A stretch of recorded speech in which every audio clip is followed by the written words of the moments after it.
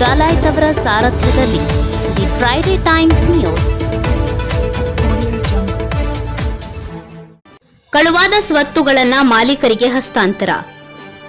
ರಾಜ್ಯದಲ್ಲಿ ಬೆಂಗಳೂರು ನಗರದ ನಂತರ ಗದಗ ಜಿಲ್ಲೆಯಲ್ಲಿ ಇಲಾಖೆಯು ಕಳ್ಳತನವಾಗಿರುವ ಮೊಬೈಲ್ ಫೋನ್ಗಳನ್ನು ಪತ್ತೆ ಮಾಡುವುದರಲ್ಲಿ 2ನೇ ಸ್ಥಾನ ವಹಿಸಿರುವುದು ಹೆಮ್ಮೆಯ ಸಂಗತಿ ಎಂದು ಬೆಂಗಳೂರಿನ ಹೆಚ್ಚುವರಿ ಪೊಲೀಸ್ ಮಹಾನಿರ್ದೇಶಕ ಎಸ್ ಮುರುಗನ್ ಅವರು ಹೇಳಿದರು. ನಗರದ ಜಿಲ್ಲಾ ಪೊಲೀಸ್ ವರಿಷ್ಠಾಧಿಕಾರಿಗಳ ಕಾರ್ಯಾಲಯದಲ್ಲಿ ಬುಧವಾರ ಕಳ್ಳತನವಾಗಿದ್ದ ಸ್ವತ್ತುಗಳನ್ನು ವಶಪಡಿಸಿಕೊಂಡು ಮಾಲೀಕರಿಗೆ ಹಸ್ತಾಂತರಿಸಿ ಮಾತನಾಡಿದ ಅವರು, ಪೊಲೀಸ್ ಇಲಾಖೆಯ ಪೊಲೀಸ್ ಐಟಿಯಲ್ಲಿರುವ ಸಿಇಐಆರ್ ತಂತ್ರಾಂಶವನ್ನು ಉಪಯೋಗಿಸಿ ದೇಶದಲ್ಲಿ ಕಳ್ಳತನವಾಗಿರುವ ಮೊಬೈಲ್ ಫೋನ್ಗಳ ಮಾಹಿತಿ ಆಧರಿಸಿ ಸತತ ಪರಿಶ್ರಮದಿಂದ ತನಿಖೆ ನಡೆಸಿ ಪತ್ತೆ ಮಾಡಿರುವುದಕ್ಕೆ ಪೊಲೀಸ್ ಇಲಾಖೆಯ ಅಧಿಕಾರಿಗಳಿಗೆ ಅಭಿನಂದಿಸಿದರು. ಜಿಲ್ಲೆಯಲ್ಲಿ ಕಾನೂನು ಸುವ್ಯವಸ್ಥೆ ಸೇರಿ ಇಲಾಖೆಯಿಂದ ಉತ್ತಮ ಕೆಲಸಗಳಾಗುತ್ತಿವೆ. ಜಿಲ್ಲೆಯಲ್ಲಿ ಯಾವುದೇ ಸಮಸ್ಯೆಗಳಿಲ್ಲ ಎಂದು ಬೆಂಗಳೂರಿನ ಹೆಚ್ಚುವರಿ ಪೊಲೀಸ್ ಮಹಾನಿರ್ದೇಶಕ ಎಸ್ ಮುರುಗನ್ ಅವರು ಹೇಳಿದರು.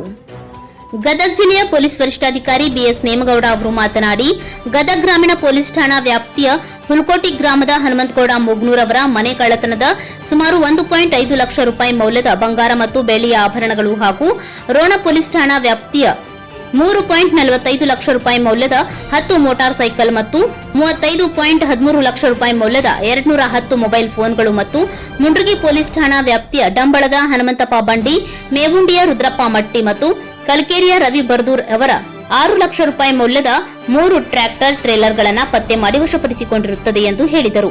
ಈ ಕಾರ್ಯಕ್ರಮದಲ್ಲಿ ಬೆಳಗಾವಿಯ ಉತ್ತರ ವಲಯದ ಐಜಿಪಿ ವಿಕಾಸ್ ಕುಮಾರ್, ಹೆಚ್ಚುವರಿ ಎಸ್ಪಿ ಎಂಬಿ ಸಂಕತ್ ಸೇರಿದಂತೆ ಪೊಲೀಸ್ ಅಧಿಕಾರಿಗಳು ಹಾಗೂ ಸಿಬ್ಬಂದಿ ಉಪಸ್ಥಿತರಿದ್ದರು. ಗದಗ ಜಿಲ್ಲಾ ಪೊಲೀಸ್ನವರು 2ನೇ ಸ್ಥಾನ ವಹಿಸಿದ್ದಾರೆ ಅಂತ ಹೇಳಲಿಕ್ಕೆ ಹೆಮ್ಮೆ ಆಗ್ತದೆ. ಅವರ ಒಂದು ಸತತ ಪ್ರಯತ್ನದ ಫಲವಾಗಿ ಇವತ್ತು ತಾವು ಏನು ವೀಕ್ಷಿಸ್ತಾ ಇದ್ರಿ, ಇಷ್ಟೊಂದು ಮೊಬೈಲ್ ಫೋನ್ಗಳನ್ನು ವಾಪಸ್ ಅದರ ಮಾಲೀಕರಿಗೆ ನೀಡಲಾಗಿದೆ. ಅದೇ ಥರದಲ್ಲಿ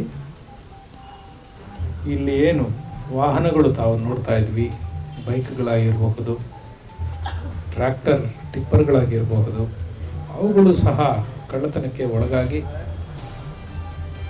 ಮಾಲೀಕರು ಏನು ಕಳೆದುಕೊಂಡಿದ್ದಾರೆ ಅವನ್ನು ಕೂಡ ನಮ್ಮ ಅಧಿಕಾರಿಗಳ ಶ್ರಮದ ಫಲವಾಗಿ ರಿಕವರಿ ಮಾಡಲಾಗಿ ಸಂಬಂಧಪಟ್ಟ ಮಾಲೀಕರಿಗೆ ವಾಪಸ್ ನೀಡಲಾಗ್ತಾ ಇದೆ. ಈಗಾಗಲೇ ನಿನ್ನೆ ಮತ್ತು ಇವತ್ತು ಜಿಲ್ಲೆಯ ಬೇರೆ ಬೇರೆ ಕೆಲಸ ಕಾರ್ಯಗಳ ಬಗ್ಗೆ ನಾನು ನೋಡಿದ್ದೇನೆ. ಜಿಲ್ಲೆಯಲ್ಲಿ ಉತ್ತಮ ಕೆಲಸಗಳು ಎಲ್ಲ ಜಿಲ್ಲೆಯ ಪೊಲೀಸ್ ಅಧಿಕಾರಿ ಹಾಗೂ ಸಿಬ್ಬಂದಿಗಳಿಗೆ ನನ್ನ ಹೃತ್ಪೂರ್ವಕ ಅಭಿನಂದನೆಗಳನ್ನು ಸಹ ತಿಳಿಸಿ, ಮುಂದೆ ಕೂಡ ಇಂಥ ಕೆಲಸಗಳು ಮುಂದುವರಿಯಲಿ ಅಂತ ಆಶಿಸಿ ನನ್ನ ಮಾತನ್ನು ಮುಗಿಸ್ತೀನಿ. ಧನ್ಯವಾದ. The Friday times news Gadag.